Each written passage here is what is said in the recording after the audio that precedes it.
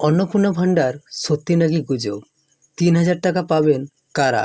পুরো সত্যিটা জানুন। এখন সোশ্যাল মিডিয়ায় একটা খবর খুব ভাইরাল। অন্নপূর্ণা ভান্ডার নাকি মাসে ৩,০০০ টাকা দেওয়া হবে। কিন্তু আসল প্রশ্ন হচ্ছে, এটা কি সত্যি নাকি পুরো গুজব? অনেক মানুষ বলছে অন্নপূর্ণা মানেই ডাল, চাল, খাদ্যশস্য। আবার কেউ বলছে না না না না, এটা টাকা দেবে ৩,০০০ টাকা। এই দুই কথার মধ্যে মানুষ পুরো কনফিউজ হয়ে গেছে। আজকের এই ভিডিওতে আমি আপনাদেরকে একদম ক্লিয়ার করে দেব আসল সত্যটা কি। ১. অন্নপূর্ণা খাদ্য স্কিম ব্যাখ্যা। প্রথমে একটা জিনিস বুঝতে হবে, অন্নপূর্ণা নামে একটা স্কিম ছিল। এই স্কিমে কি হতো, বয়স্ক মানুষদের ফ্রি খাদ্য শস্য দেয়া হতো, চাল গম দেয়া হতো। মানে এখানে কোনো টাকা দেয়া হতো না, শুধু খাবার দেয়া হতো। ২.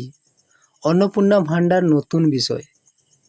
এবার আসি নতুন কথায়, অন্নপূর্ণা ভান্ডার এই কথাটা কিন্তু সম্পূর্ণ আলাদা জিনিস।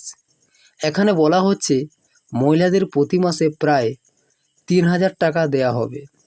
কিন্তু একটা খুব গুরুত্বপূর্ণ কথা, এটা কখনো চালু হয়নি।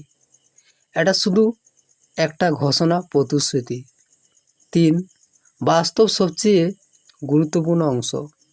মানে এখন প্রশ্ন হচ্ছে, কেউ কি এই টাকা পাচ্ছে?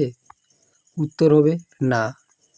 এখনও সরকারিভাবে স্কিম চালু হয়নি, কোনো অফিসিয়াল নোটিশ নেই, কোনো ফর্ম ফিল আপ শুরু হয়নি।